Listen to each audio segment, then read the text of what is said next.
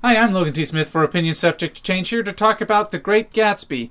But first, this video is not sponsored by The Great Gatsby, the novel, which came out in 1925, but wasn't considered to be any good until over 20 years later.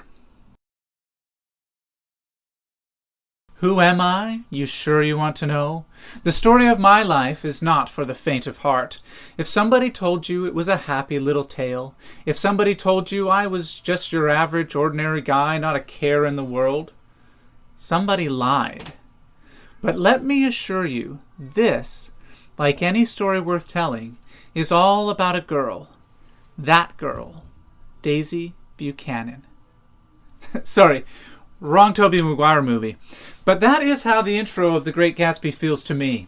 And it applies well to The Great Gatsby as well as to Spider-Man. Set in the 1920s New York, we see the glamour and splendor in the lifestyles of the rich and famous, occasionally contrasted with the not-so-rich or famous in the Valley of Ashes that lies on the road between two idyllic communities of West Egg and East Egg, where our main characters live. The story is told from the perspective of Maguire's character, Nick Carraway, a relative of Daisy, who lives in a mansion in East Egg. Nick rents a small house next to Gatsby's mansion in West Egg and can see Daisy's home across the bay. Nick gets swept up in the riotous living of his neighbor and family. He is an outsider, though, and the story told through his eyes keeps us on the outside as well. And I do really like this choice, but there is a significant amount of narration that sometimes breaks the flow of the story. I think they used as much narration as they did to try to condense the story into the limited time allowed by movies. And so it's sort of a mixed bag. Ultimately, though, the story of The Great Gatsby is a relationship drama told in an often stunning, beautiful, high-contrast world backed by a bombastic soundtrack. The costumes, sets, and cinematography are excellent, with only a few moments where there's sort of a strange separation between the foreground and background. And I'm not sure if those are green screen scenes or if there's some lighting thing going on, but there's just a few outdoor scenes that look kind of funky. I'm not sure what's going on there.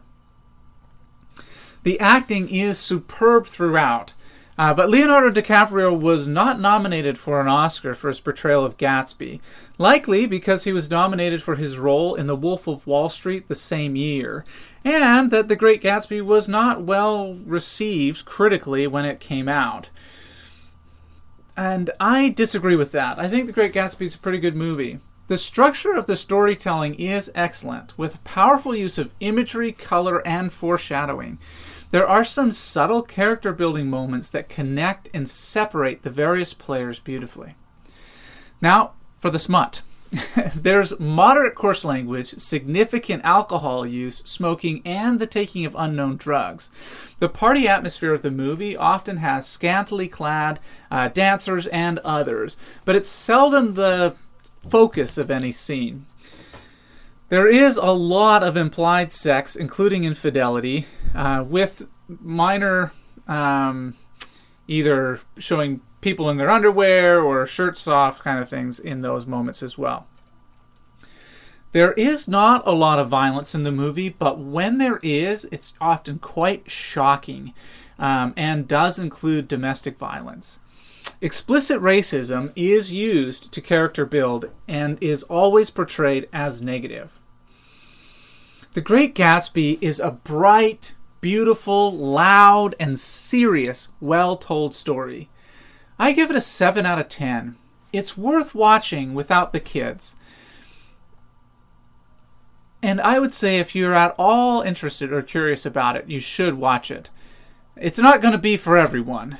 And like I said, it wasn't critically received at the time it came out, but I do think it's better than the critics give it credit for. Thanks.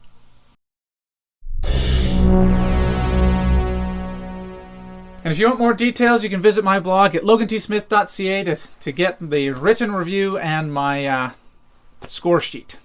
Thanks.